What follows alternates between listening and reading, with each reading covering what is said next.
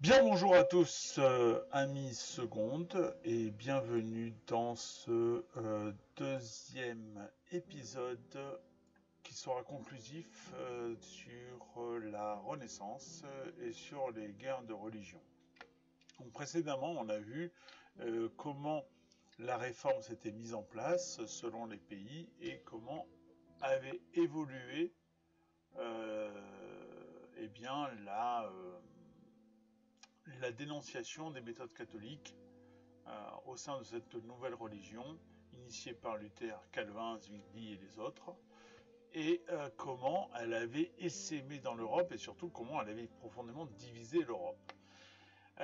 Vous vous doutez bien que l'Église, si puissante fut-elle à ce moment-là, qu'elle n'allait pas rester les bras ballants et à ne rien faire.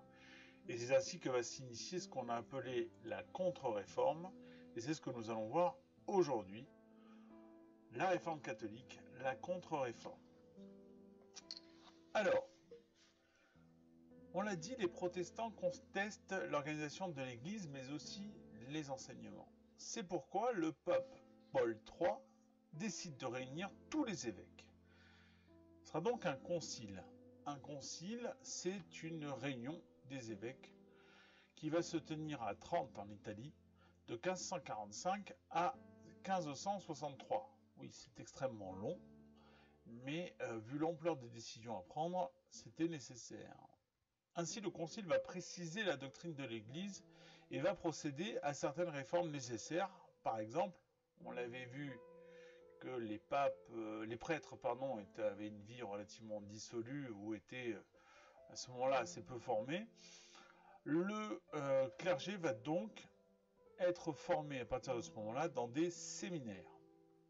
L'autorité de l'Église va être réaffirmée et à ce moment-là, seule la messe en latin sera autorisée, ce qui va en réserver la lecture uniquement aux membres du clergé. Les indulgences, dont l'usage sera désormais réglementé, et les bonnes actions peuvent contribuer à sauver les hommes. Donc il n'y a pas de remise en question fondamentale, il y a juste une clarification. Les 7 sacrements donc, sont réaffirmés, là où les protestants, justement, n'en reconnaissaient plus que 2. Ils vont accompagner la vie du chrétien. Donc, on va quand même avoir des livres qui vont être publiés pour aider le clergé et pour aider le paroissien. Donc, c'est par exemple le missel. Le missel, c'est le livre de prière de messe. Et le catéchisme, l'explication du dogme, de la morale, et tout ceci pour l'instruction des enfants qui après deviendront des bons chrétiens. Donc à la même époque, un Espagnol, Ignace de Loyola, fonde un nouvel ordre religieux, la Compagnie de Jésus, en 1534, que l'on connaît plus précisément sous le nom de jésuites. Ces jésuites y prêtent un serment d'obéissance au pape et consacrent leurs efforts à lutter par la prédication contre les protestants. Donc l'idée, c'est de se rendre dans les villes et de prêcher. C'est un ordre quasi militaire avec une discipline extrêmement stricte qui va fonder de nombreux collèges. L'Église catholique s'efforce aussi de développer les cérémonies religieuses qui vont être capables d'émouvoir les fidèles. Elle va décorer ses églises, comme vous pouvez le voir là avec cette sculpture, au sein de l'église baroque Santa Maria della Vittoria à Rome. Vous voyez qu'on s'est richement orné. Alors le baroque, bien sûr, se caractérise par le retour aux ornementations antiques qui sont sublimées, qui sont réutilisées, donc des colonnes ainsi que des chapiteaux doriques, ioniques, etc. Bref.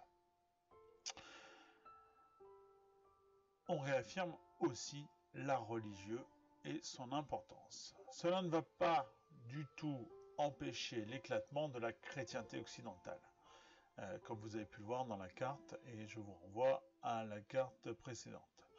Au cours du XVIe siècle, l'unité de la chrétienté occidentale va se fissurer. Les pays du sud de l'Europe restent, eux, fidèles à l'autorité de Rome, alors que dans le nord de l'Europe, les églises réformées ou protestantes se sont formées sous l'autorité de princes.